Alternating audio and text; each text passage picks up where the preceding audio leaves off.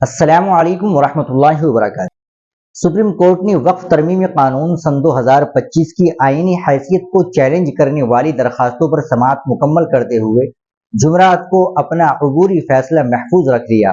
Chief justice be are گوئی اور justice اوگسٹین George مسیح پر مشتمل بنچ نے 3 اہم نکات پر فریقین کی تفصیلی بحث سننے کے بعد یہ فیصلہ محفوظ رکھا۔ یہ درخواستیں وقف قانون میں سن 2025 میں کی گئی ترامیم کے خلاف دائر کی گئی تھی، جن پر معروف وکیل کپل سبل، راجیو دھون اور ابھیشیک منو سنگھ نے درخواست گزاروں کی نمائندگی کی، جبکہ مرکزی حکومت کی جانب سے سالیسیٹر جنرل تشار مہتا پیش ہوئے۔ 3 روز تک جاری رہنے والی سماعت کے دوران دونوں فریقوں نے اپنے دلائل پیش کیے۔ مرکز نے ترمیمی قانون کا دفاع کرتے ہوئے کہا کہ وقف بذات خود ایک سیکولر تصور ہے اور چونکہ یہ قانون آئینی اصولوں کے مطابق ہے، اس لیے اس پر روک نہیں لگائی جا سکتی۔ وزارت اقلیتی امور نے 25 اپریل کو عدالت میں 332 صفحات پر مشتمل ابتدائی حلف نامہ داخل کیا تھا، جس میں پارلیمنٹ سے منظور شدہ اس قانون پر روک لگانے کی مخالفت کی گئی۔ دوسری جانب درخواست گزاروں نے اس قانون کو عدالتی اصولوں اور آئینی روایات سے مکمل انحراف قرار دیا اور کہا کہ حکومت غیر عدالتی طریقے سے وقف املاک پر قبضہ کرنا چاہتی ہے۔ کپل سبل نے الزام لگایا کہ یہ قانون دراصل وقف جائیدادوں پر منظم طریقے سے کنٹرول حاصل کرنے کی کوشش ہے۔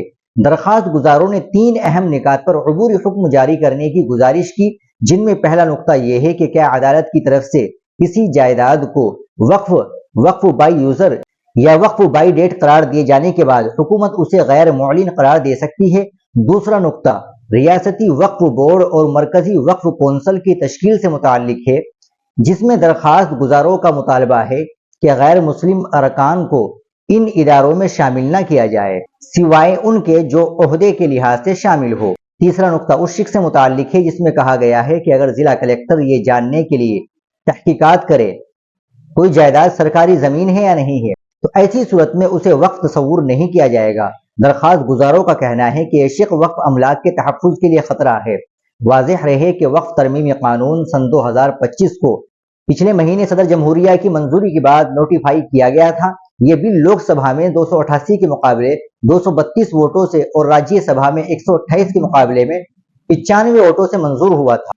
ناظرین کرام، آپ اس خبر کے تعلق سے کیا کہیں گے کمنٹ باکس میں ضرور بتائیں۔ ویڈیو کو لائک اور شیئر ضرور کریں، چینل کو بھی سبسکرائب کر لیں۔